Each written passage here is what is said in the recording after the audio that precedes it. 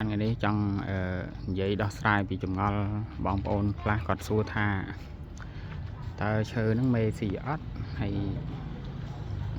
ត្រូវទឹកពុកផុយអត់បាទហើយបងប្អូនគិតតែប៉ុណ្ណេះថាប្រភេទឈើនេះគឺប្រភេទឈើក្រាក់បាទមិនទៅហៅឈើក្រាក់បាទគឺឈើដែលស្ងួតអស់ស្រាយ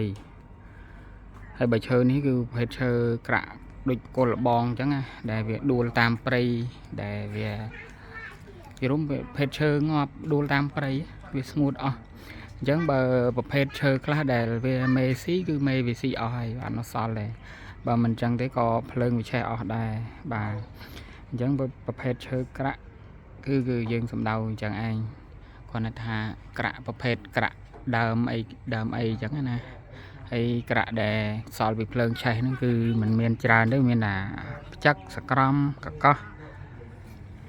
បាទសូម្បីអាគីអីក៏អត់មានដែរពួកអីវា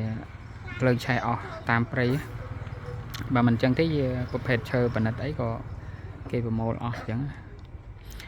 យើងភាគច្រើនយើងនៅផ្ចឹកសក្រំកកោះបាទត្រិះអីអញ្ចឹងទៅហើយរឿងមេស៊ីនោះគឺអត់ស៊ីទេព្រោះវាស៊ីរួចហើយអញ្ចឹងវាឈប់ស៊ីហើយrồiវាស្ងួតអស់ទៅវាលែងស៊ីហើយបើថាកាឌីបាទបញ្ហាកាឌីគឺបើសិនជាយើងធ្វើវាផុតពីដីអញ្ចេះបាទគឺយើងងាយស្រួលក្នុងការពារសត្វកាឌីអីយ៉ាងច្រើនយើងដាក់ការពារតែជើងក្រោមលេបប្រេងលេបអីមកគឺសត្វវាអត់ឡើងទៅខ្ញុំថាតែកាឌីសម្រាប់សម្ោចក៏អត់មានដែរហើយបើសិនជាយើងដាក់ជាប់ដីអាហ្នឹងវាមានទឹកសើមវាមានបាទវាមាន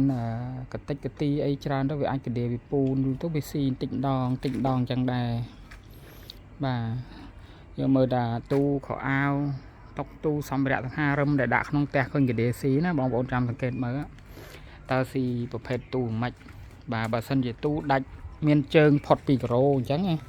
ផុតពីដីចេះគឺអត់មានកាឌីស៊ីទេប៉ុន្តែយើងឥឡូវវិភាគច្រើនយើងចង់ធ្វើអាហ្វិចអញ្ចឹងបាទអឹបអញ្ចឹងណាអាចិត្តឈឹងហើយយើងតាំងថាងឈើកាឌីស៊ីតាមបដោវាមិនកាឌីស្អីក៏វាស៊ីដែរឲ្យតាយើងធ្វើឲ្យវាអឹបចិត្តឈឹងអញ្ចឹងគឺវាមានកាឌីឡើងហើយសូម្បីតែស៊ីម៉ង់ក៏កាឌីឡើងមករួចដែរអញ្ចឹងគឺវិធីការពារគឺយើងតែប្រភេទឈើដែលល្អមេអត់ស៊ីកាឌីអត់ស៊ីហ្នឹងគឺវាល្អមួយហើយប៉ុន្តែយើងកុំឲ្យវាប៉ះជាប់នឹងដីអឹបចិត្តឬក៏ប៉ះទឹកប៉ះអីអញ្ចឹងយើងធ្វើវាផុតបាទមិនតែថាទូខាងក្រៅអញ្ចឹងទេសូម្បីតែអាទូក្នុងផ្ទះហ្នឹងក៏ដោយសូម្បីទូចក្រានបាយក៏ដោយបើសិនជាយើងធ្វើជើងវាផុតមកតែមួយទឹកកុំឲ្យបិទចិត្តឈឹងយើងធ្វើឲ្យស្អាតឬក៏ធ្វើជូតសម្អាតក្នុងហ្នឹងឡើងមួយទឹកកន្លះក៏បាន2ទឹកអីក៏បានបាទយើងងាយស្រួលសម្អាតខាងក្រោមហ្នឹងទៅវាមានកាឌីមកពីណាទៀតបងប្អូនប្រើតកូនចៅហើយបើថាចង់ឈប់ប្រើយើងអាច remove វាមកដោះដាក់កន្លែងផ្សេងបានស្រួលទៀតបាទតែឃើញបងភាកច្រើនដាក់ឲ្យអឹបជាប់ចាំងជាប់ការ៉ូហ្នឹងបិទចិត្តឈឹងហើយតាំងមានកាឌីមានអីស៊ីហើយតាំងត្អូញហើយតាំងរត់ថ្នាំដាក់បាទហើយប្រភេទថ្នាំកាឌីហ្នឹងបើជៀសបានគឺយើងកុំប្រើ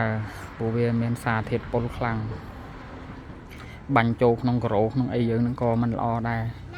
ព្រោះថាយើងមើលអត់ឃើញក៏ប៉ុន្តែវាភាយសារធាតុពុលឡើងមកជាប្រចាំថ្ងៃអញ្ចឹងវាដូចតែយើងរស់នៅកន្លែងដែលមានជាតិពុលអញ្ចឹងមិនមែនជាជំរើសល្អទេវាអាចជាជំរើសចុងក្រោយមួយដែលយើងចាំបាច់ប៉ុន្តែបើយើងបកាទុកមុនទៅល្អជាងបាទទីមួយគឺប្រភេទឈើ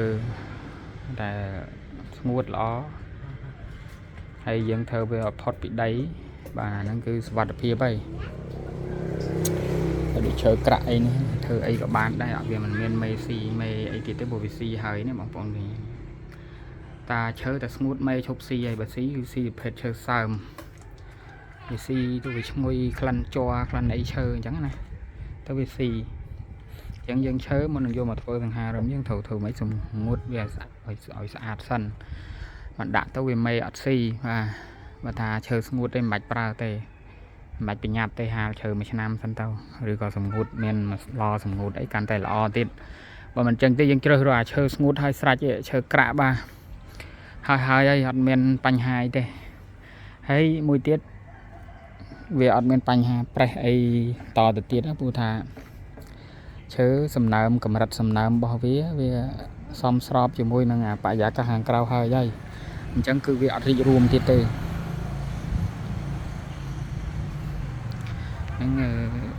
bọn còn chạy lại tam bật cái sót hay nằng ta kịch vô là bàn phần nắng tại đường chạy xe đai việc khó trôi mình thì là nắng dân có phần bay từ lơ ca phơi chạy xe đai mà dần về lại na dân khóc lên kéo dân bật bị sót mới dân mơ mới thấy ta về khó khả năng cầm dân cay tầm rau tam năng đó